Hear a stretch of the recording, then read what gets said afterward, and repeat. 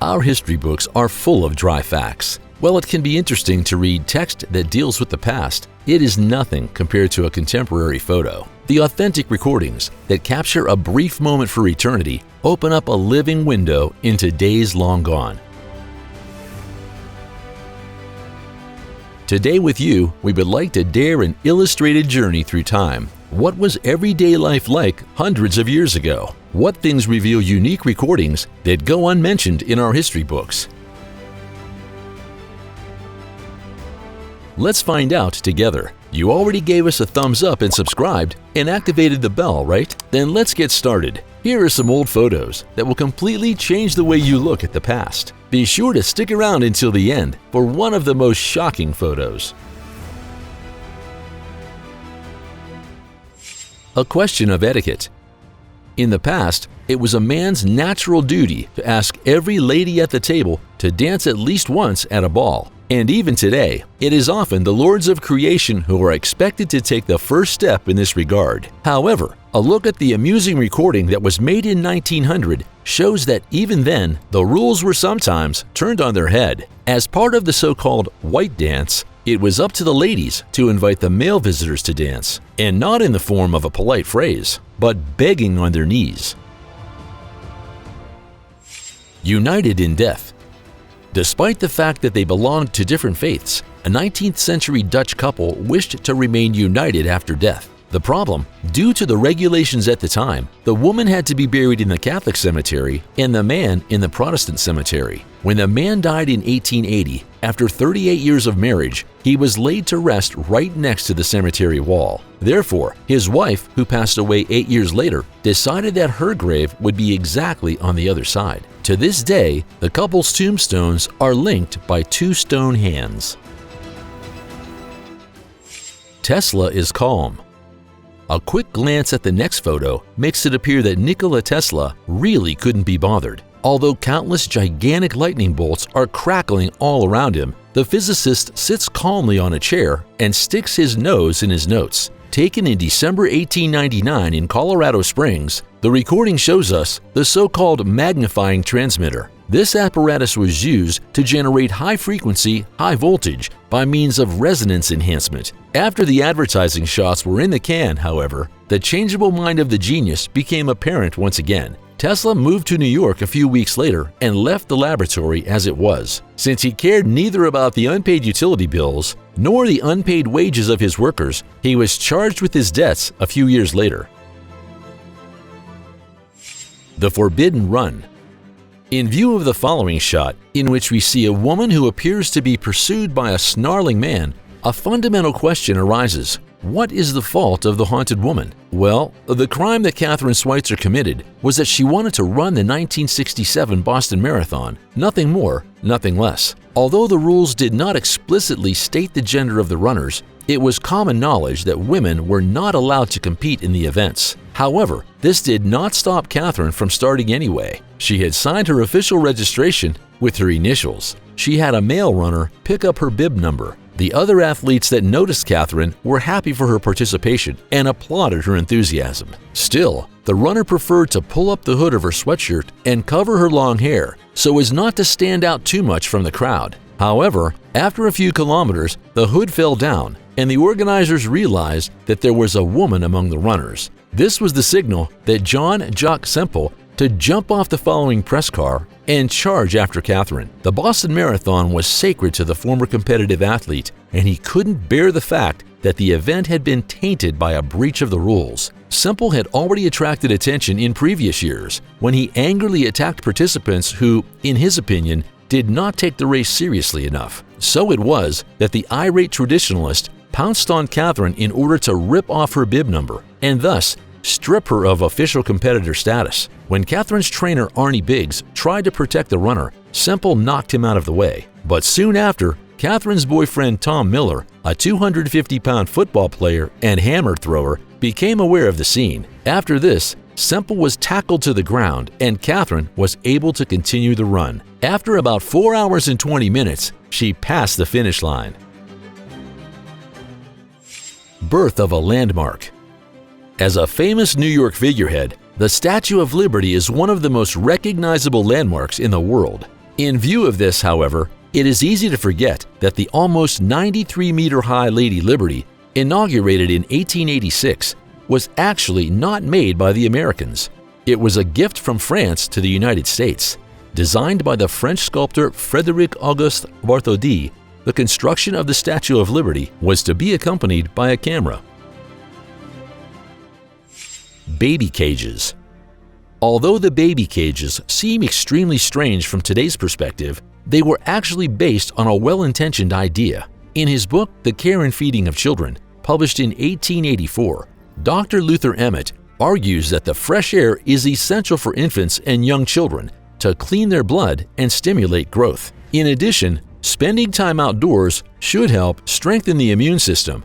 Against this background, more and more families living in big cities like London and New York decided to air their offspring in wire cages hung on the window frame. However, growing concern for children's safety meant that this practice gradually disappeared in the second half of the 20th century. Initiative application. I've mastered 3 trades, I speak 3 languages, I've fought for 3 years, I have 3 kids and have been out of a job for 3 months, but I just want a job. The desperate plea that this man has placed in the form of a sign on his back shows once again that the best qualifications are of no use when the global economy is in the doldrums. During the Great Depression, which began with Black Thursday on October 24, 1929, and dominated the 1930s, millions of people lost their jobs. It is uncertain whether the efforts of the man photographed were crowned with success. A look at the grandchildren. The construction of the Berlin Wall would tear numerous families apart. Roads, subways, bus routes, canals, and rivers were divided, and family members, friends, schoolmates, and work colleagues were suddenly separated. So that the grandparents could get a glimpse of their grandchildren, these West Berliners decided to hold their offspring over the wall. Keith Sapsford. Like so many other teenagers, Keith Sapsford had a desire to break the bonds of everyday life and see something of the world. In 1970, the 14-year-old Australian decided to escape from his boarding school and sneak into the Sydney airport. There, the runaway managed to hide in the wheel well of a plane bound for Tokyo. But the terrible thing happened shortly after takeoff. Keith fell to his death. The famous shot that was taken that day shows the teenager in the final moments of his all-too-short life. However, this happened completely by accident. The man behind the camera, John Gilpin, was waiting to board his plane. To pass the time, he took a few shots from the airport. As fate would have it, he pulled the trigger just as Keith had lost his footing and fell. Traffic chaos. On September 3, 1967, Sweden officially switched from driving on the left to driving on the right. The photo shows us the morning after the law change in Stockholm. In retrospect, the changeover was considered to be relatively smooth. Although more than 150 accidents occurred on the so-called Dagen H, there was no serious damage. Since the Swedes drove particularly carefully after the change, the number of accidents should actually drop at first. But after about 6 weeks, they had returned to their normal level. Hindenburg.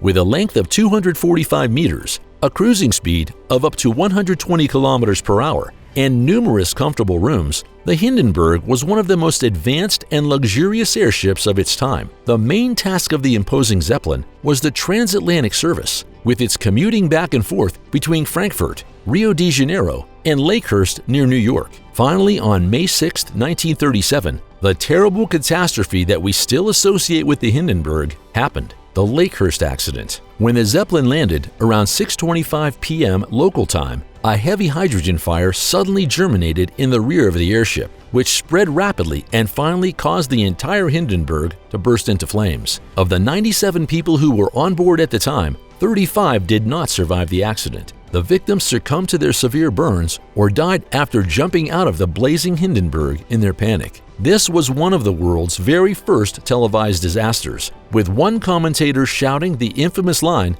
"Oh, the humanity!" In the days since the disaster, the world has grown and learned a great deal. However, at the time of the accident, no one could have imagined a worse outcome. So many lives were sensibly lost. But thankfully, another disaster like this would never take place again, at least not in such a public capacity. Balancing act. Known as the Fearless Three Jacksons, Charlie Smith, Jewel Waddick, and Jimmy Carrington performed the most daring acrobatics over and over again. Such was the case on August 21, 1934, when the trio decided to perform a balancing act on the ledge of the 86th floor of the Empire State Building. Although the show took place a proud 320 meters above the ground, the showmen did so without a safety net. After the performance, the three of them rose to some notoriety. They remained the only ones ever to pull off such a feat on the world-famous skyscraper. Post-mortem photography. When we have to say goodbye to a loved one, the world understandably collapses around us. Sometimes we allow ourselves to look at old photos of our loved ones and revel in happy memories. People in the late 19th century also valued photos of their loved ones, albeit in a completely different way than we do. In the context of post-mortem photography, the family members were captured in a picture after they had passed away. Since the child mortality rate was very high at the time, deceased children in particular were placed in front of the camera. The little ones were often positioned in such a way that it looked like they were sleeping. In other cases, however, special supporting devices were used to give the impression that the deceased were still alive. It was not uncommon for the entire family to gather in front of the camera, which made it not always immediately clear who the dead person in the photo was. In order to understand what the background of this strange practice was all about, we have to look at the reality of life at the time. Today, any of us can snap a photo at any time, but back then, photography was anything but commonplace. Often, the photographs of the dead were the only pictures taken of the children. The same was true with family portraits. The aim was therefore to present the deceased as like life as possible. For example, if they were only taking a short nap and would wake up again at any moment. Dorothy counts.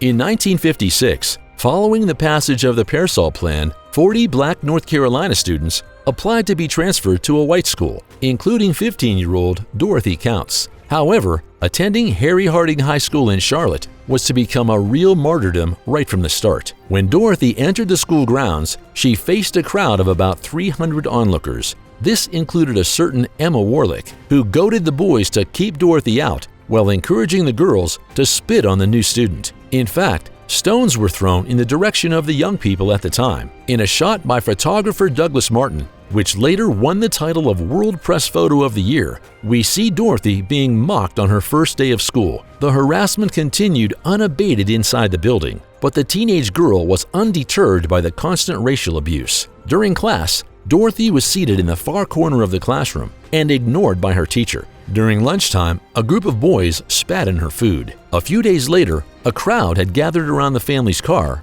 and the rear windows were smashed. After the family reported the incident to the school administration and the police, only more disillusionment spread. The principal said he was not aware of any such case, and the police chief said he could not guarantee Dorothy's protection. After these conversations, Dorothy's father decided with a heavy heart to withdraw his daughter from school. Which recording fascinated you the most? As always, let us know your thoughts, suggestions, and feedback on our video in the comments below. Feel free to subscribe and give us a thumbs up if you enjoyed our trip down memory lane. And with that, thanks for watching, have a good one, and see you next time.